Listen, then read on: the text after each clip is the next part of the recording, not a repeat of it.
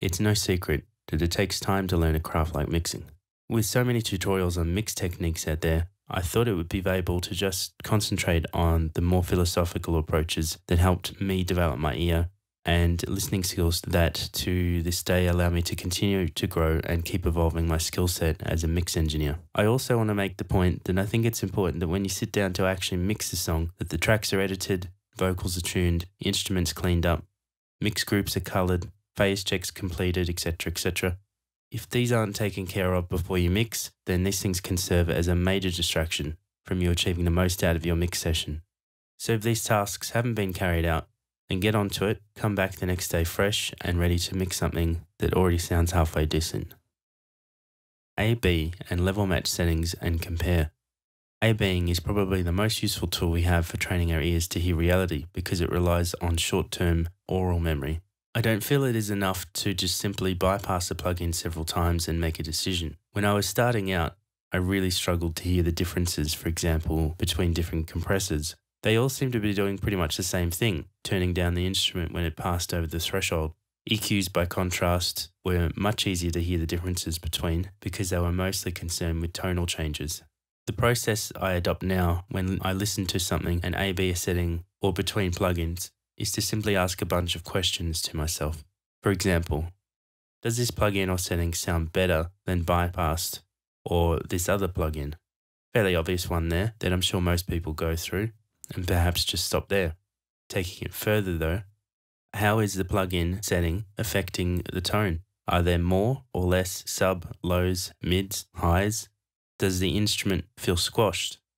Does the instrument have more bounce or buoyancy? Does it feel like it is in a big or small space? Does it have more attack, sustain, presence, depth? Does it sound real or artificial? The more questions you can think to ask yourself and test against the original sound, the more you will develop your ability to hear the reality of what the processing is actually doing to the sound. This helps you to learn what setting on that particular plugin does, and when you truly know what it does, you'll be able to decipher what it would sound good on. And then it stands to reason, make informed decisions rather than blind guesses. Which brings us to our next tip. Crank it.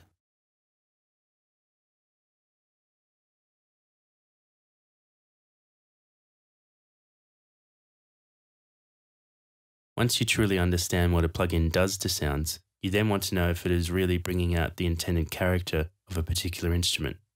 How often though do you see people gingerly turn a dial a quarter of an inch and say, yep, I think that sounds better? Really? I mean, they barely moved it. We're taught as engineers to stay out of the way of the music, which is probably not bad advice.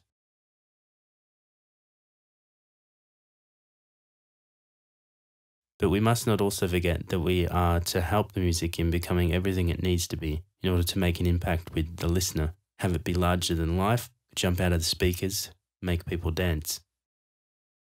Instead of gingerly turning the controls of a plugin, and this of course applies to hardware too, crank the parameter, control, knob, dial until you really hear what that unit or plugin that you thought would sound good over that instrument actually sounds like and is doing. If you take it to extremes, you can possibly unlock hidden tone or a cool effect that you would otherwise not know existed, and this could be something really special. Too much? No problem. Now that you know what the effect actually is, after having gone through the discovery process, you can back it off to find the balance that suits your taste and music. Make a mix decision based on an absolute understanding of what something sounds like, rather than just the essence of what it is doing.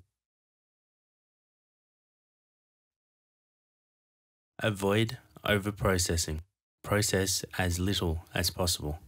If you gingerly tweak plugins, how are you ever going to carve out the sound?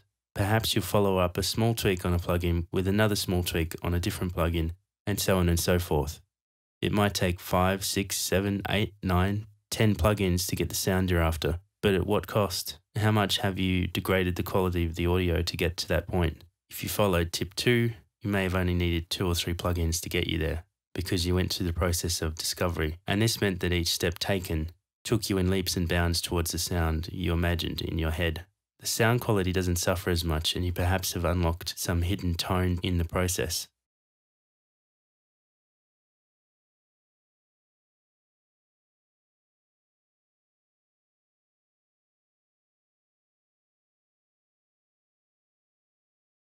Never assume.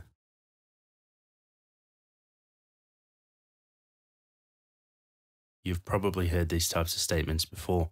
Never clip audio, avoid overcompressing, only use small amounts of EQ. Everything has to be perfectly in phase. You should hear every instrument clearly.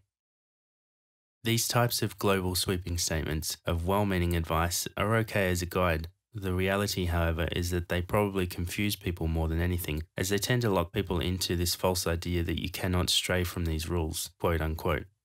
Professional mixers will often clip audio or overcompress tastefully, use huge amounts of EQ boosting when it's needed, sometimes alter a phase relationship between 2 microphones to affect tone or ambience instead of using an EQ to do it, and affect the clarity of certain instruments to push them back and create depth.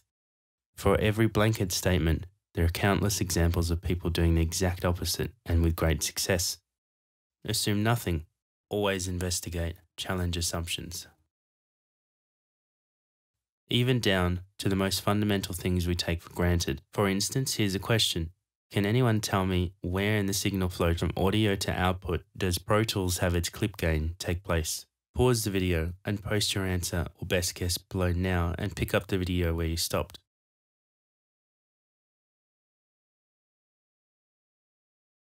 The answer might surprise some, and I will reveal it at the very end of the video. Knowing little details like this, such as the answer to this question, is the difference between assuming and not assuming, or perhaps poor gain staging and good gain staging. Trust your ears, not your eyes. We live in a very visually orientated world. In the case of TVs, displays are getting clearer, bigger, vibrant, dynamic, vivid, whiter whites, darker blacks, faster refresh rates, more pixels, 3D depth. Take a look at your door. It's no doubt colourful and visually stimulating. Unfortunately, I've heard of people editing drums by sight because they held so much stock in the visual aspects of what the door was showing them that they completely disregarded their ears, lining hits up to the bar line without even considering the context of the drums against the other instruments. It's as much a mistake to get sucked into the glamorous visuals of a plugin when mixing and forget that we could instead be actively listening to the changes it is actually making, rather than just trusting what we see or think it is doing when we turn the pretty dials. Instead, try to develop your listening skills to a point where you can visualize what you are hearing and block out what you see on screen. It's all about actively listening and being in the moment.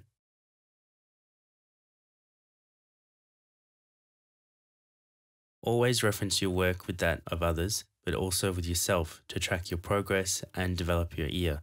When you first start a mix, it's a good idea to print or bounce out the audio. I like to bring it back into the session, where I temporarily make it inactive. And then after about an hour of mixing, I check my progress against where I started. It immediately teaches me either how far I've come or how I got it terribly wrong and missed the point. I then continue this process as often as is practical, as this will keep me focused and give me an instant and valuable perspective as I progress throughout the mix session.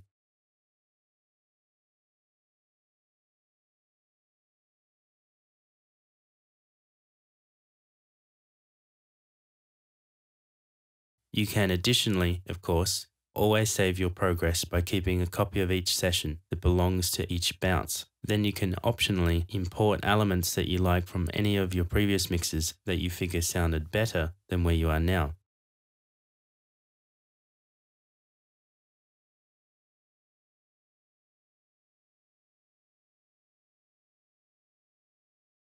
Finally, start from the correct premise.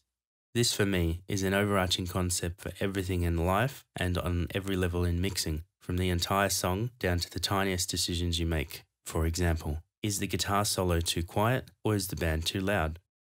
Does the vocal need de-essing or is it just lacking bottom end to balance out against the top end? Is the effect too gritty and needs to be backed off, or do I just need to find a bit of balance by turning down the percentage of the wet and dry knob? Does this plugin sound terrible on this instrument, or do I just need to restructure the gain that feeds into it? Should I turn down the send to the effect, or would it make more sense in the song if I turn down the output of the effect? This thought process for me not only solves problems, but also stretches my ability to think more creatively. It once again relies on you asking yourself a series of questions and then looking for any possible opposing alternative solutions to the problem.